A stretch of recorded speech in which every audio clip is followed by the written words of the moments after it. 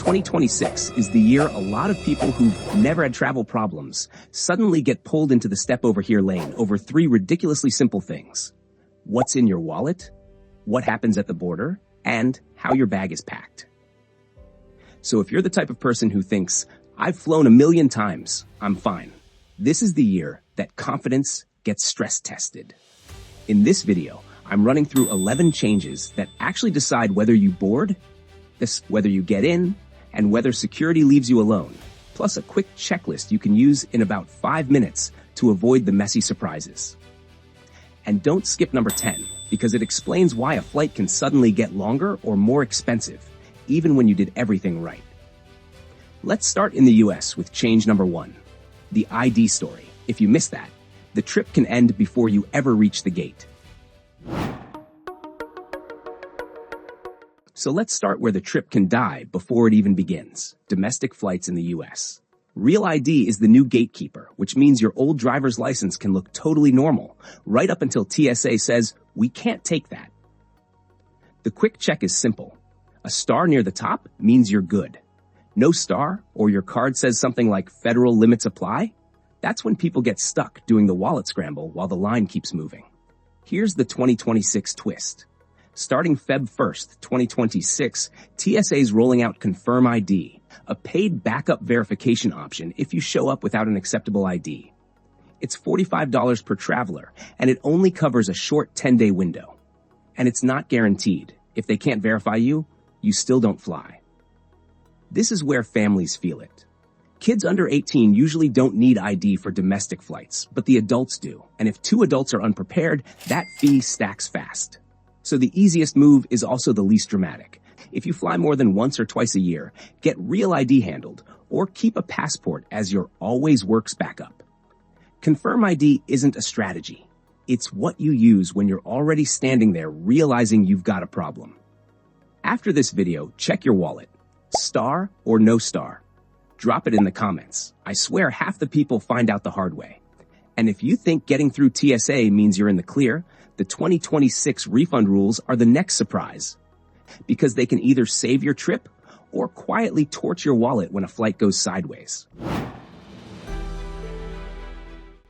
That little notification that says, we updated your itinerary, can cost you more than the ticket did, because airlines have gotten really good at making a messy change look close enough. In the new travel year, refund rules in the US are firmer and clearer. If your flight gets canceled or changed in a way that truly disrupts the trip, you're not supposed to be stuck begging for your own money back. The trap is what happens in the moment. They offer a voucher, a credit, maybe a shiny rebook option, and you tap accept just to make the problem go away. Once you accept, it can look like you agreed to the new plan. So if you don't want the new itinerary, don't accept the replacement prize. What counts as a big enough change? Think. 3 more than hours domestic, 6 more than hours international, earlier departure or later arrival, airport swaps, extra connections, or a cabin downgrade. Those are the kinds of things that can trigger refund rights if you choose not to travel. Now, the weird wrinkle through June 30th, 2026, DOT is pausing enforcement in one narrow case. When the airline only changes the flight number, you're rebooked onto the same flight, and there's no significant change or delay. When this happens, your best move is a tiny proof kit. Screenshot the change, save the emails, keep your boarding pass, and hold on to receipts for paid add-ons you didn't actually get. Okay, refunds are the money story. The next part is the entry story, and why some travelers are starting to avoid any itinerary that touches the US, even a quick transit. Traveling through the US lately feels heavier, right? Not because of one giant ban, because there are more moments where your trip can slow down for totally normal people. What's driving the extra friction? First, there's a major policy shift. A presidential proclamation expanding travel restrictions took effect January 1st, 2026, changing visa eligibility for nationals of certain countries and categories. It mainly affects people outside the US who didn't already have a valid visa before that date. You might not be the target traveler, but your plans can still get hit if a friend, partner, or family member is meeting you in the States or traveling on your itinerary. And that's the visible layer. Then there's the layer that changes the whole airport vibe. The State Department announced a pause on immigrant visa issuance for nationals of 75 countries, effective January 21st, 2026. That's immigrant visas, the move to the US kind, so it's not aimed at tourists. Still, it tends to make the system feel more cautious overall. Travelers show up tense, check-in agents ask an extra question, arrivals can feel heavier. What do you do with all that? 3 moves. Apply early, match your passport details perfectly, and if you renew your passport, recheck anything tied to the old number, ESTA approvals, accounts, even the passport info sitting inside your booking. And if your itinerary touches the US, give yourself more breathing room than you normally would, especially through big arrival airports like JFK, LAX, or ATL. And once you leave the US, it gets even more literal. In the UK, missing one digital approval can mean you don't get past the gate at all. If you're heading to the UK in the new travel year, there's a new reality check. Your passport alone might not be enough to even get on the plane. Starting February 25th, 2026, the UK starts strictly enforcing its electronic travel authorization, ETA, for visa-free visitors, including travelers from the US, Canada, and a long list of other countries. And airlines aren't treating it like a suggestion. If your passport needs an ETA and you don't have one, you can get stopped before you ever leave the gate area. Think of ETA like a digital green light that's tied to your passport. You apply online, you pay the fee, currently £16, and once it's approved, it covers multiple trips for up to 2 years, or until that passport expires. And yes, use the official UK ETA app. For most people, it's a do-it-in-5 minutes, move on with your life kind of task. But don't celebrate too early. Here's the most common mistake.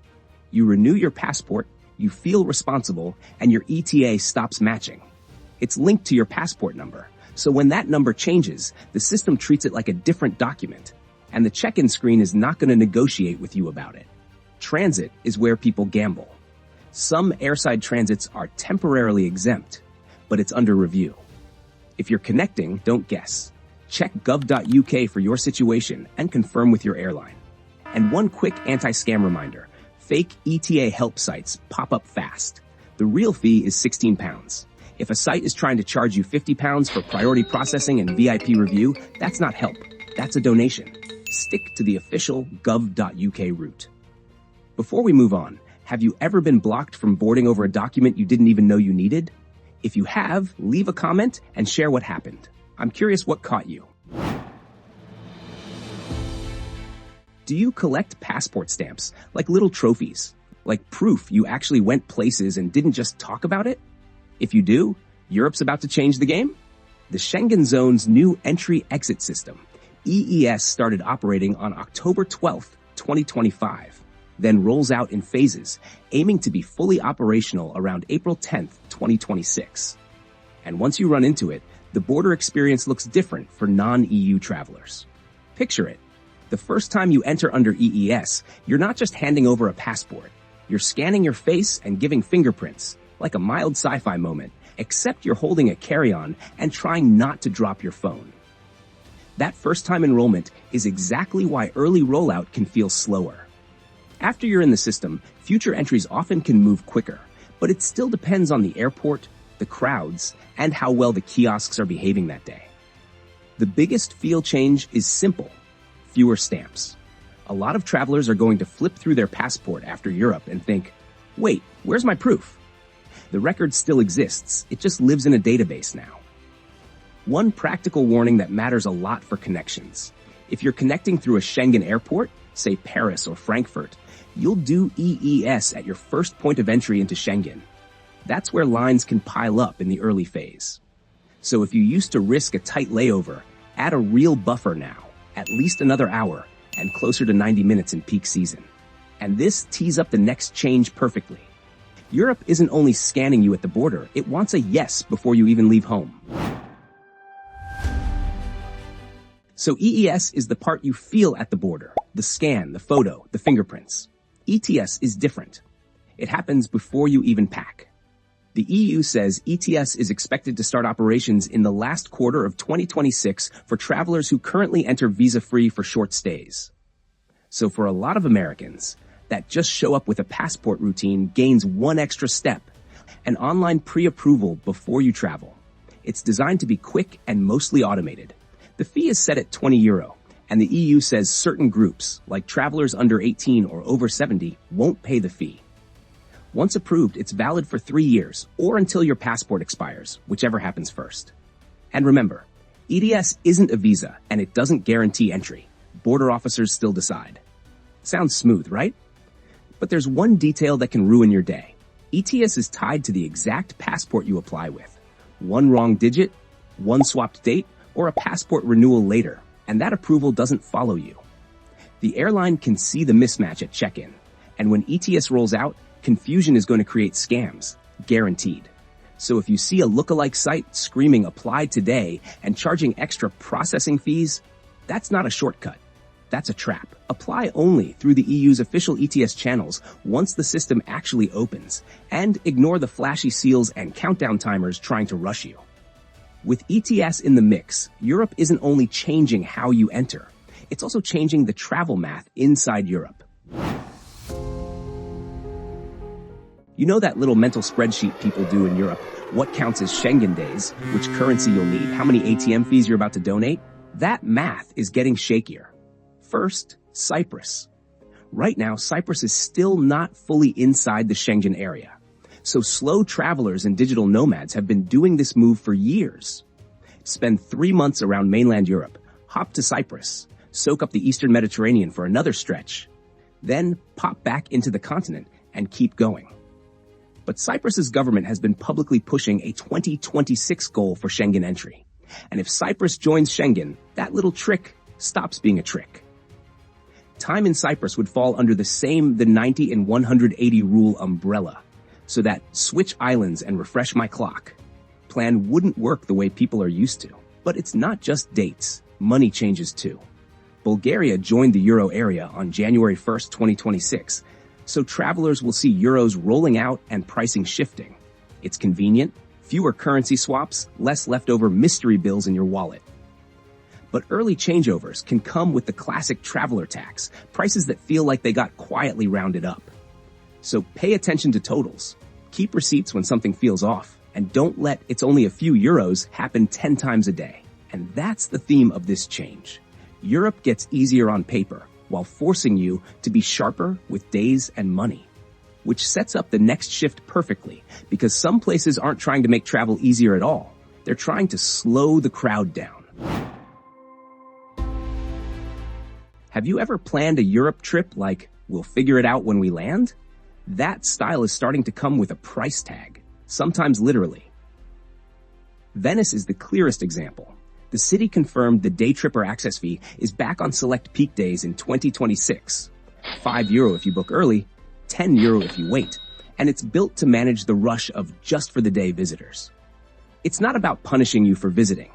It's about making the most popular places feel less like a human traffic jam.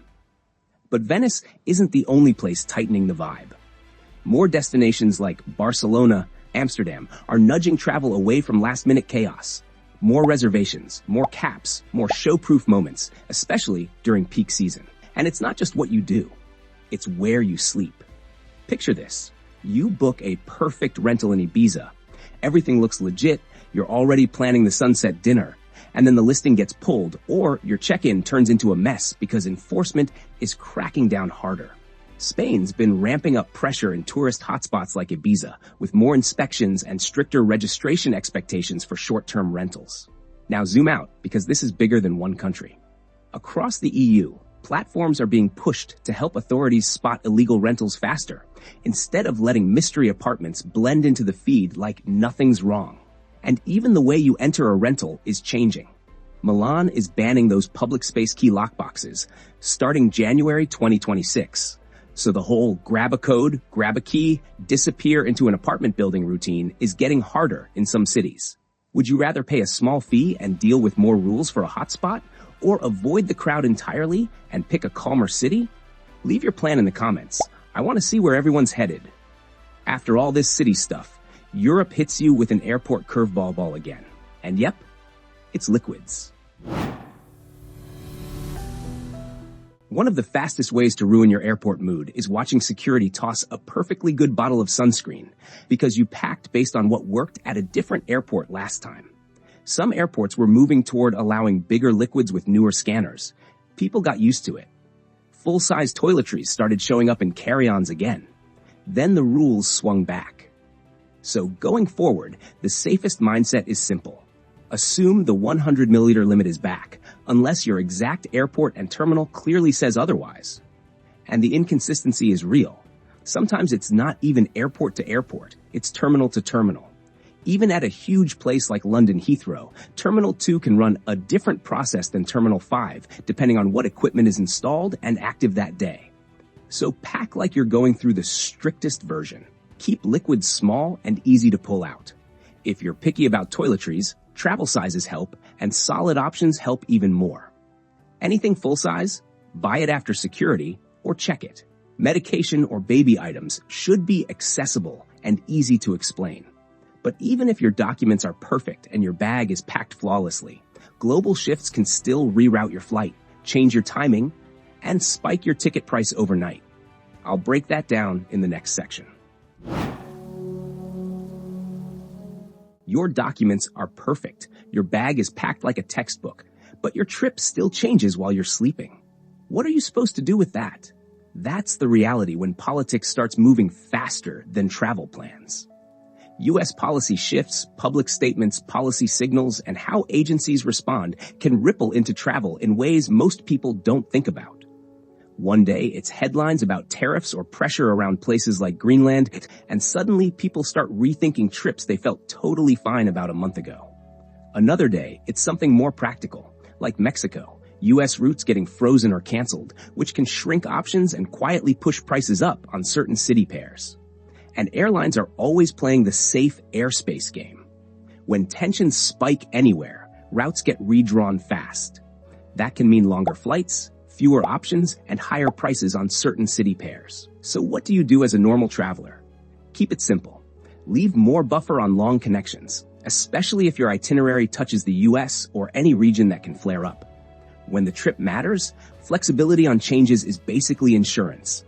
And do one quick check about 48 hours before you fly. Airline alerts and official advisories, so you're adjusting early, not at the gate.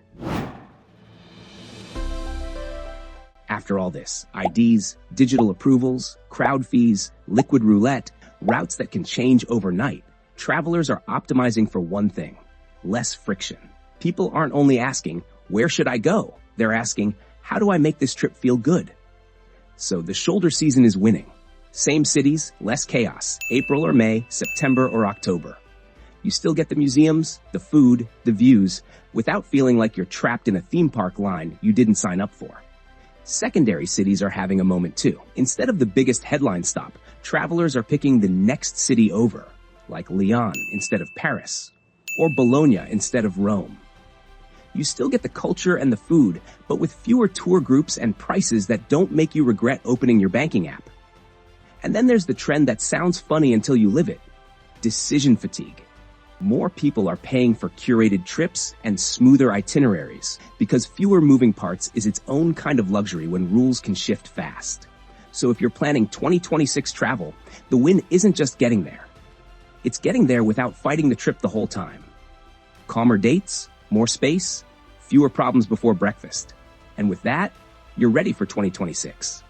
Travel isn't harder because you forgot how to travel. It's harder because the rules are moving faster. A small detail can now stop you at security and block you at boarding, or turn a simple trip into a bunch of extra steps. So before your next flight, do 3 quick checks. Look at your ID, look at your passport, and don't book connections so tight you're basically auditioning for the Olympics. Now I'm curious, what change surprised you most in this video? Drop it in the comments. Your answer might save someone else's trip. If this helped, hit like, subscribe, and share it with a friend who always says, "We'll figure it out at the airport." Safe travels, and may your liquids survive security.